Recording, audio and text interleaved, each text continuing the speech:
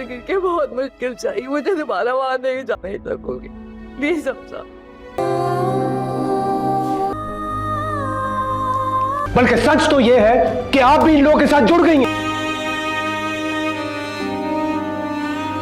दोस्तों drama serial तेरे जाने के बाद जिसमें आप लोग देखने वाले हैं, ये ड्रामा बहुत ही इंटरेस्टिंग बन चुका है। यहाँ पर आशर की वालदा तो गिड़गिड़ा कर थकी जाती है और दोस्तों आखिरकार उसकी तबीयत खराब हो जाएगी।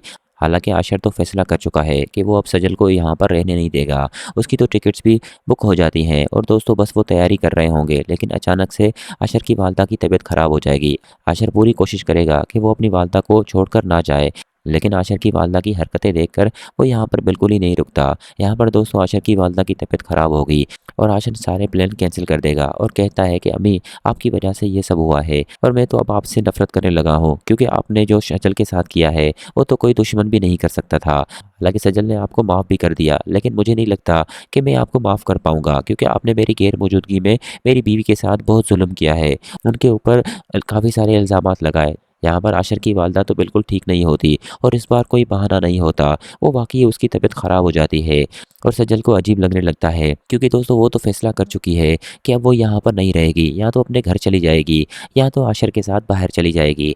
और आशर भी अपने दिल में ये फैसला कर चुका है, सजल को लेकर हमेशा हमेशा के लिए यहाँ से चला जाएगा। लेकिन उसकी वालदा ऐसा नहीं चाहेगी, वो कुछ ना कुछ करके अपने बेटे को रोक लेगी। लेकिन दोस्तों इस बार ऐसा नहीं होगा, आखिरकार सजल और आशर यहाँ से चले ही जाएंगे। तब आशर की वालदा को एहसास होगा कि मैंने अपनी बेटी की वजह से अपने बेटे को दूर कर दिया। हालांकि उसने मुझे कहा भी था कि फरीन से कोई ताल्लुक ना रखना। हालांकि इस बार फरीन की वजह से मैंने सजल पर बहुत बड़ा इल्ज़ाम लगा दिया और उसकी वजह से मैं फंस गई। वहीं दूसरी तरफ दोस्तों आप ये भी देखेंगे कि अलीज़े को भी काफ़ी गुस्सा आएगा, वो भी काफ़ी सारी फरीन को बातें सुनाती है।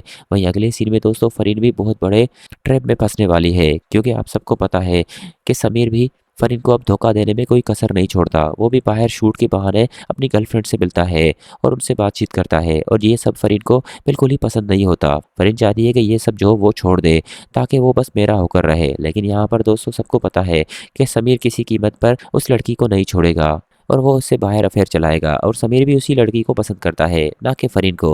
फरीन से तो उसने धोखे से शादी कर ली और फरीन भी उसके साथ अब खुश नहीं है, क्योंकि दोस्तों वो अपने माँ बाप को ठुकरा कर आई है, तो वो खुश कैसे रह सकती है। साथ ही साथ दोस्तों उसने सजल का दिल दुखाया है, तो वो तो खुश रह ही नहीं सकती।